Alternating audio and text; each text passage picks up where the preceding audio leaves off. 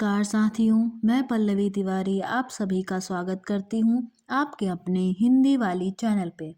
आशा करती हूँ कि आप सभी स्वस्थ एवं मस्त होंगे। तो चलिए शुरू करते हैं आज का दैनिक जागरण संपादकीय। राष्ट्रीय मिशन बने महाशक्ति बनना। कुछ समय पहले भारी मुनाफा कमाने वाली एक भारतीय कंपनी ने एक छोटी सी चीनी कंपनी से सौर ऊर्जा से जुड़ी तकनीक खरीदनी चाही, परंतु उसने देने से मना कर दिया। यह तब हुआ जब भारत अंतर्राष्ट्रीय सोलर अलायंस का संस्थापक है। भारत ने फ्रांस के साथ इस अंतर्राष्ट्रीय संगठन की स्थापना 2015 में की थी। यह अपनी तरह का पहला बड़ा संगठन है जिसका मुख्यालय भारत में स्थित है। इसका उद्देश्य 125 सदस्य देशों के साथ मिलकर 2030 तक सौर ऊर्जा उत्पादन में $1 ट्रिलियन का निवेश और 1000 गीगावाट और सौर ऊर्जा का उत्पादन है। चीन को कई बार इसमें शामिल होने का न्योता दिया गया पर उसने स्वीकार नहीं किया। विडंबना यह है कि ऐसे अंतर्राष्ट्रीय संगठन के अगुवा भारत की सबसे बड़ी कंपनियों में से एक को चीन की छोटी सी कंपनी के पास ही सौर ऊर्जा से जुड़ी तकनीक मांगने जाना पड़ा। इसका कारण यह है कि हजारों करोड़ रुपए प्रति तिमाही का मुनाफा कमा रही भारतीय कंपनियां भी नई तकनीक के अनुसंधान में भारत में निवेश नहीं करना चाहती हैं।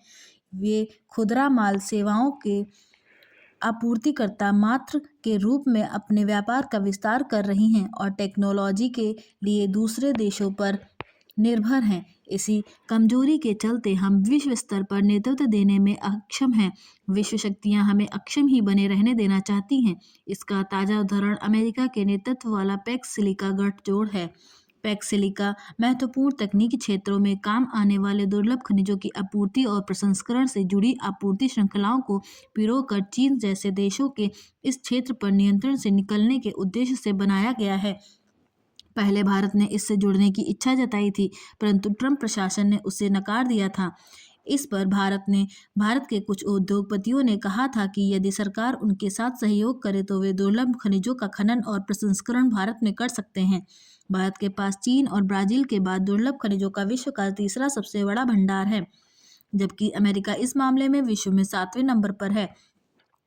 ट्रंप साम दाम दंड भेद का प्रयोग कर ग्रीनलैंड पर कब्जे के प्रयास में इसलिए जुटे क्योंकि ग्रीनलैंड के पास विश्व का 8वां सबसे बड़ा दुर्लभ खनिजों का भंडार है। दुर्लभ खनिजों के क्षेत्र में भारत को अमेरिका का पिछलग्गू बनना चाहिए था। आत्मनिर्भर जैसे ही भारतीय उद्योगपतियों ने स्वयं इन खनिजों के खनन और प्रसंस्करण करने की बात कही, अमेरिका ने तुरंत अपनी चाल बदलकर भारत को पैक्स सिलिका में जुड़ने के लिए आमंत्रित कर लिया। इसकी वकालत करने वाली एक लॉबी के अनुसार इन दुर्लभ खनिजों का खनन और प्रसंस्करण बहुत जटिल प्रक्रिया है, इसलिए भारत का अमेरिका की अगुवाई में काम करना आसान रहेगा। पर जब हमें यह सब आसानी से उपलब्ध होने लगेगा तो हम शिथिल पड़ जाएंगे और खनन और प्रसंस्करण तकनीकी में निवेश ही नहीं करेंगे। प्रश्न यह है कि इस जटिल काम को चीन ने कैसे कर लिया। चीन 1986 में ही अमेरिका को पीछे छोड़ दुर्लभ खनिजों का सबसे बड़ा उत्पादक बन गया था। 1985 से 95 के बीच चीन में इन खनिजों का उत्पादन 464% बढ़ा। 2004 आते आते चीन विश्व भर के 90% दुर्लभ खनिजों का निर्यातक बन चुका था। आज चीन विश्व दुर्लभ खनिजों का 70% खनन, 90% शोधन और रेयर अर्थ मैग्नेट के 90% उत्पादन को नियंत्रित करता है। जो काम चीन 1980 से 90 के दशक में कर पाया वह हम आज क्यों नहीं कर सकते। आत्मनिर्भरता क्या आत्मसंदेह में से आएगी। जब विश्व ने परमाणु तकनीक भारत को देने से मना कर दिया था तो क्या हमने परमाणु बम नहीं बना लिया था। इसके उलट उदाहरण भी देख लीजिए। हम हमेशा फाइटर जेट विदेश से आयात करते रहे हैं।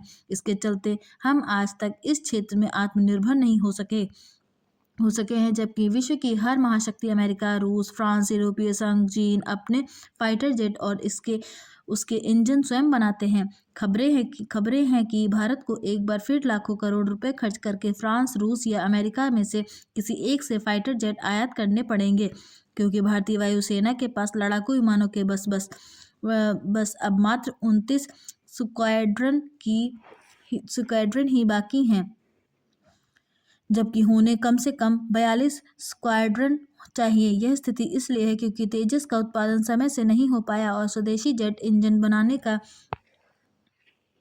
कार्यक्रम भी अधूरा ही रहा। 1989 में प्रारंभ किए गए कावेरी जेट इंजन कार्यक्रम में भारत ने 2008 तक मात्र 2000 करोड़ रुपए का निवेश किया और फिर उसे असफल पाकर तेजस प्रोजेक्ट से अलग कर दिया। पिछले 40 साल में भारत ने कावेरी इंजन कार्यक्रम पर अधिकतम 5000 करोड़ रुपए खर्च किए हैं, जबकि चीन 3,50,000 करोड़ रुपए खर्च कर चुका है।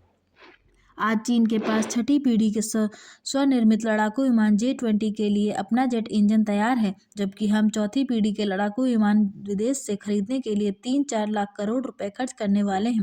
क्या कोई यह वादा कर सकता है कि हम अंतिम बार विदेशी लड़ाकू विमान खरीदने जा रहे हैं? चीन छठी पीढ़ी के 100 से 120 लड़ाकू विमान बना रहा है और हम चौथी पीढ़ी के 6 से 12 जहाज बना पा रहे हैं। कारण यह है कि इसके इंजन के लिए हम अमेरिका पर निर्भर हैं। 3-4 लाख करोड़ रुपए विदेशी लड़ाकू विमानों पर खर्च करने के बाद हमारी सरकार स्वदेशी जेट इंजन के विकास पर कितना खर्च कर पाएगी, यह भी विचारणीय है। जब तक इन सेक्टरों में आत्मनिर्भरता को राष्ट्रीय मिशन नहीं बनाया जाएगा, तब तक भारत के एक आत्मनिर्भर विश्व शक्ति बनने पर प्रश्न चिन्ह लगा रहेगा। भारत के महाशक्ति बनने का मार्ग आसान नहीं है और ना ही आसान रास्ते से महाशक्ति बना जा सकता है। फिर दोराहे पर खड़ा बांग्लादेश। बांग्लादेश में 12 फरवरी को होने जा रहे आम चुनावों के लिए सभी राजनीतिक दल अपनी अपनी कमर कस चुके हैं। चुनावी परिणाम ही नए बांग्लादेश की दिशा निर्धारित करेंगे। इस बार आवामी लीग प्रतिबंध के कारण चुनाव से बाहर हैं, लेकिन पूर्व प्रधानमंत्री शेख हसीना फिर भी चुनावी विमर्श का प्रमुख मुद्दा बनी हुई हैं। पिछले 3 दशकों में यह पहला अवसर है जब बांग्लादेश की दो बेगमों आवामी लीग की शेख हसीना और बांग्लादेश नेशनलिस्ट पार्टी BNP की खालिदा जिया चुनावी मैदान में नहीं है। ऐसे में यह चुनाव नए राजनीतिक समीकरणों के बीच लड़ा जा रहा है। 13वें संसदीय चुनाव में युवाओं की भूमिका विशेष रूप से महत्वपूर्ण मानी जा रही है, क्योंकि 2024 में जुलाई में शेख हसीना के खिलाफ हुए आंदोलन और उनके इस्तीफे में यही वर्ग सबसे आगे रहा। वर्तमान में 18 से 35 आयु वर्ग की आबादी लगभग 30% है, जो आधुनिक तकनीक और सोशल मीडिया से लैस है और जुलाई आंदोलन का प्रमुख प्रतिनिधि मानी जाती है।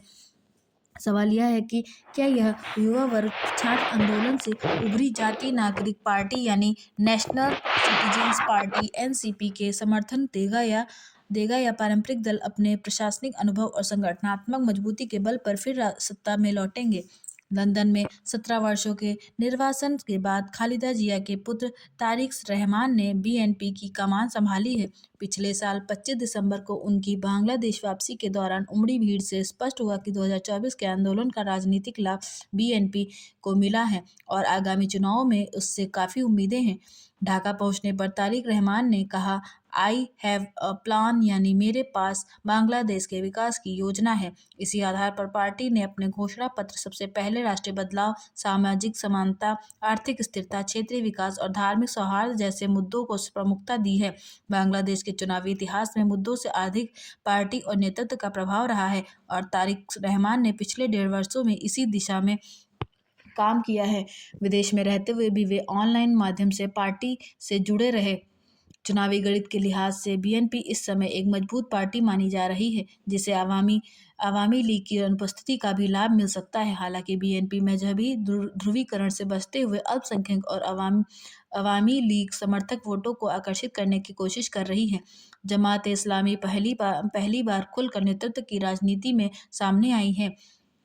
1971 के मुक्ति आंदोलन में पाकिस्तान का साथ देने के कारण यह संगठन लंबे समय तक विवादों में रहा। शेख हसीना के 2 दशकों के शासन में इसके कई नेता जेल में रहे या भूमिगत हो गए थे, लेकिन उनकी सरकार के पतन के बाद जमात फिर सक्रिय हुई और उसका नेतृत्व सामने आया, जिसमें प्रमुख अमीर शफीकुर रहमान शामिल हैं। अवामी लीग की अनुपस्थिति ने जमात को अलग राजनीतिक पहचान दी है और अपने मजहबी आधार के सहारे वह चुनावी मैदान में उतरी हैं। हालांकि जमात के सामने चुनौतियां भी कम नहीं हैं। उसकी कट्टरपंथी छवि, महिलाओं के प्रति भेदभावपूर्ण दृष्टिकोण और संविधान को इस्लामी स्वरूप देने की कोशिश चिंता का विषय है। बांग्लादेश की स्थापना उदारवाद, धार्मिक सद्भाव और महिलाओं की सक्रिय भूमिका के आधार पर हुई थी। ऐसे में यदि जमात सत्ता में आती है तो पंथ निरपेक्षता के भविष्य पर प्रश्न चिन्ह लग सकते हैं। हाल में शफीकुर रहमान के एक साक्षात्कार में महिलाओं को पार्टी में प्रतिनिधित्व न देने की बात भी चिंता बढ़ाती है। जुलाई आंदोलन के कारण युवाओं की भूमिका इस चुनाव में अहम मानी जा रही है। छात्र नेता नाहिद इस्लाम ने फरवरी 2025 में एनसीपी की स्थापना कर चुनावी राजनीति में प्रवेश किया। हालांकि छात्र आंदोलन का नेतृत्व चुनावी सफलता की गारंटी नहीं होता। एनसीपी ने ढाका और जहांगीर नगर विश्वविद्यालय के छात्र चुनावों में भाग नहीं लिया, जिससे उसकी संगठनात्मक मजबूती पर सवाल उठे। इसके विपरीत जमात के छात्र संगठन इस्लामी छात्र शिविर की जीत ने उसकी जमीनी पकड़ को दर्शाया। एनसीपी का जमात के साथ गठबंधन उसकी राजनीतिक अनिश्चितता और अवसरवाद को भी दर्शाता है। अब यह देखना होगा कि युवा, विशेषकर महिलाएं, इस गठबंधन को कितना स्वीकार करती हैं। आंतरिक मुद्दों के बीच बीएनपी, जमात और एनसीपी तीनों ने भारत के साथ संबंधों पर अलग अलग रुख अपनाया है। बीएनपी और जमात ने विदेश नीति पर अपेक्षाकृत संयम बरता है, जबकि एनसीपी ने अंतर्राष्ट्रीय नदियों के जल बंटवारे, शेख हसीना की वापसी और असमान द्विपक्षीय समझौतों जैसे मुद्दों पर कड़ा रुख अपनाने की बात कही है। पारंपरिक दलों की चुप्पी को विवाद से बचने की रणनीति माना जा सकता है। बांग्लादेश कई बार राजनीतिक उथल-पुथल से गुजरा है, लेकिन उसका राजनीतिक ढांचा कायम रहा है। यदि यह इस चुनाव में जमात सत्ता में आती है तो न केवल आंतरिक राजनीति बल्कि विदेश नीति में भी मजहबी प्रभाव पड़ सकता है, जो भारत के लिए गंभीर चिंता का विषय बन सकता है। साइबर संसार में सजगता आवश्यक।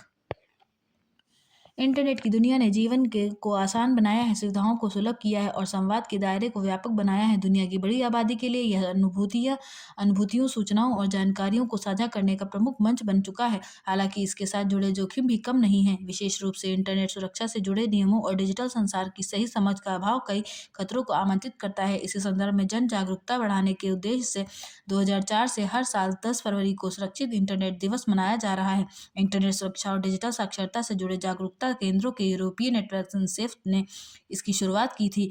हर वर्ष एक विशेष विषय पर केंद्रित इस दिवस की 2026 की थीम है स्मार्ट तकनीक, सुरक्षित विकल्प, एआई के सुरक्षित और जिम्मेदार उपयोग की खोज।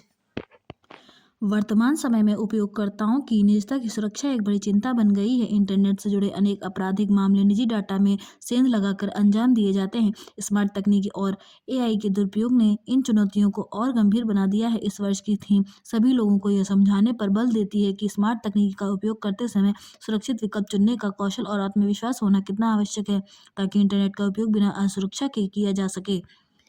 भारत में सरकारी नीतियों और न्यायालयों ने उपयोगकर्ताओं की निजता को प्राथमिकता दी है। हाल में सर्वोच्च न्यायालय ने नागरिक हितों को सर्वोपरि बताते हुए मेटा पर कड़ी टिप्पणी की और कहा कि भारत के कानूनों का पालन अनिवार्य है। यह टिप्पणी व्हाट्सएप, इंस्टाग्राम और फेसबुक जैसे मंचों पर डाटा साझाकरण से जुड़े मुद्दों के संदर्भ में की गई। सरकार ने भी स्पष्ट किया है कि भारतीय उपयोगकर्ताओं का डाटा देश की सीमाओं के भीतर सुरक्षित रहना चाहिए और उसका उपयोग भारतीय कानूनों के अनुसार ही होना चाहिए। केंद्रीय बजट 2026 से 27 में साइबर सुरक्षा परियोजनाओं के लिए 782 करोड़ रुपए का प्रावधान इसी दिशा में एक महत्वपूर्ण कदम है। इंटरनेट के सुरक्षित उपयोग के लिए बने नियम कानून तभी प्रभावी होंगे जब उपयोगकर्ता भी सजग रहेंगे। निजी जानकारी के दुरुपयोग की आशंका को कम करने के लिए लोगों को व्यक्तिगत विवरण, तस्वीरें और निजी जीवन से जुड़ी जानकारी साझा करने में सतर्कता बरतनी चाहिए तथा डिजिटल साक्षरता को अपनाना चाहिए। आभासी दुनिया में अनुशासित व्यवहार, सुरक्षित विकल्पों का चयन, बदलते नियमों के प्रति जागरूकता, ये सभी कदम एआई के सुरक्षित और जिम्मेदार उपयोग में हमारी महत्वपूर्ण भूमिका सुनिश्चित कर सकते हैं। अफीम पर लगाम।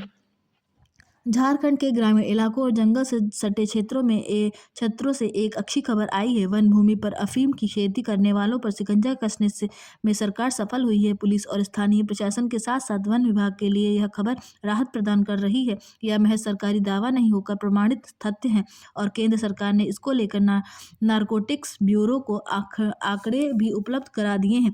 आंकड़ों के अनुसार पिछले साल की तुलना में इस साल अफीम की खेती में 40% से अधिक की कमी आई है। यह कमी इस बात का भी प्रमाण है कि राज्य में अवैध गतिविधियों को रोकने में प्रशासनिक अमला सफल हो रहा है। झारखंड में खूंटी, चतरा, चाईबासा आदि इलाकों में अफीम के तस्कर ग्रामीणों की मदद से वन भूमि पर कब्जा कर अफीम की खेती करवाते रहे हैं। माओवादियों के संरक्षण में भी यह खेती फलती फूलती रहा है। इसके खिलाफ पुलिस और प्रशासन के स्तर से नियमित कार्रवाइयों के बावजूद इस पर लगाम कसने में कठिनाइयों का सामना करना पड़ रहा था। खूंटी में प्रशासन ने अब तक करीब 200 एकड़ में अफीम की खेती नष्ट की है। इस बार कम खेती होने की सूचना है और जहां भी खेती हुई है और वहां पौधों को नष्ट करने में पुलिस प्रशासन सफल होता दिख रहा है। सामाजिक संगठनों को भी इसमें सक्रिय भूमिका निभानी चाहिए। साइबर ठगी पर सख्ती। साइबर धोखाधड़ी और विशेष रूप से डिजिटल अरेस्ट के जरिए लोगों का पैसा हड़प करने के मामले की सुनवाई करते हुए सुप्रीम कोर्ट ने जिस तरह सीबीआई बैंकों और रिजर्व बैंक के रवैये पर नाराजगी प्रकट की, उससे यही पता चलता है कि लोगों को ठगी से बचाने के लिए कुछ किया जाना चाहिए, वह नहीं किया जा रहा। सुप्रीम कोर्ट की यह टिप्पणी तो बहुत ही गंभीर है कि कई मामलों और खासकर डिजिटल अरेस्ट के मामलों में बैंक अधिकारी आरोपितों से मिले होते हैं और इसी कारण साइबर ठग लोगों की जमा पूंजी आसानी से हड़प ले रहे हैं। इस टिप्पणी को निराधार नहीं कहा जा सकता क्योंकि यह देखने में आया है कि ठगी के जरिए इधर उधर हस्तांतरित की गई रकम को जब्त करने के लिए बैंक समय पर कार्रवाई नहीं करते। समझना कठिन है कि जिन खातों से रकम इधर उधर की जाती है उनके खिलाफ बैंक तत्परता के साथ कार्रवाई क्यों नहीं करते। तत्परता का यह अभाव ही बैंकों की भूमिका पर सवाल खड़े करता है। यदि बैंक कर्मचारी सतर्क रहें तो साइबर फ्रॉड के मामलों में एक बड़ी हद तक लगाम लग सकती है। बैंकों के पास ऐसा कोई सिस्टम होना ही चाहिए कि यदि किसी खाते से निकली राशि आनन फानन एक के बाद एक कई अन्य खातों में स्थानांतरित हो रही है तो वे उसका संज्ञान ले सकें। आम तौर पर ऐसा साइबर धोखाधड़ी के मामले में ही होता है। ऐसे में सुप्रीम कोर्ट की ओर से रिजर्व बैंक को ऐसे निर्देश देना आवश्यक हो गया था कि वह जिन खातों से धोखे से निकाला गया पैसा इधर उधर किया जाता है उन पर संबंधित बैंकों की जवाबदेही तय करे। आखिर अभी तक ऐसा क्यों नहीं किया जा रहा था?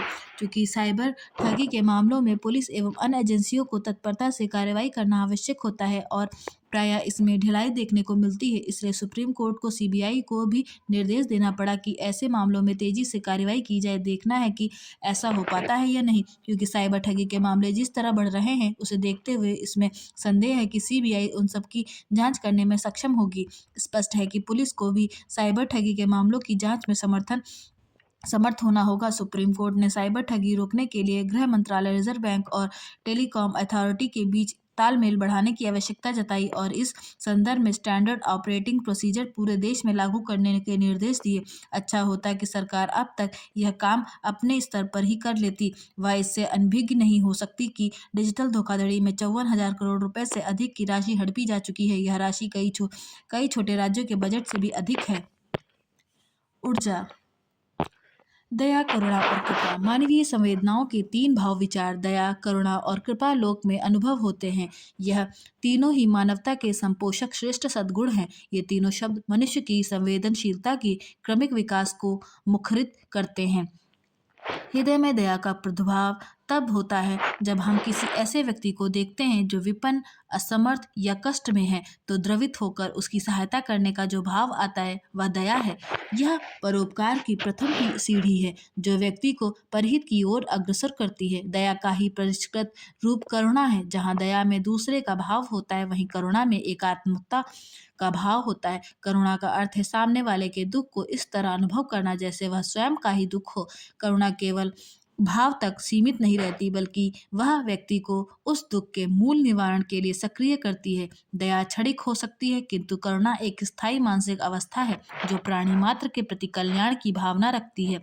कृपा इन दोनों से उर्ध्वगामी है। जब कोई समर्थ पुरुष किसी दीन दुखी को देखकर सहज ही उसके कल्याण को सुनिश्चित करता है तो उसका यह पवित्र भाव ही कृपा कहलाती है। कृपा में कल्याण का भाव तो है ही, साथ ही इसमें एक सुरक्षा कवच प्रदान करने की शक्ति भी निहित होती है। यदि दया बीज है तो करुणा उस बीज से पनपा वृक्ष है जो सबको छाया देता है और कृपा का वह और कृपा वह फल है जो स्वतः ही साधक की झोली में गिर जाता है। दया शक्ति को मनुष्य बनाती है, करुणा उसे ऋषि बनाती है और जिस पर कृपा हो जाए वह तो धन्य धन्य हो जाता है। समाज के संतुलित विकास के लिए इन तीनों का सह अस्तित्व अनिवार्य है, क्योंकि जहाँ दया समाज की तत्कालिक आवश्यकता है, वहीं करुणा और कृपा आत्मिक शांति और विश्व कल्याण के निष्कंटक मार्ग हैं। आशा करती हूँ कि आपको यह वीडियो पसंद आई होगी। ऐसी वीडियोस को सुनने व पढ़ने के लिए हमारे चैनल को लाइक, शेयर एंड सब्सक्राइब जरूर करें। धन्यवाद।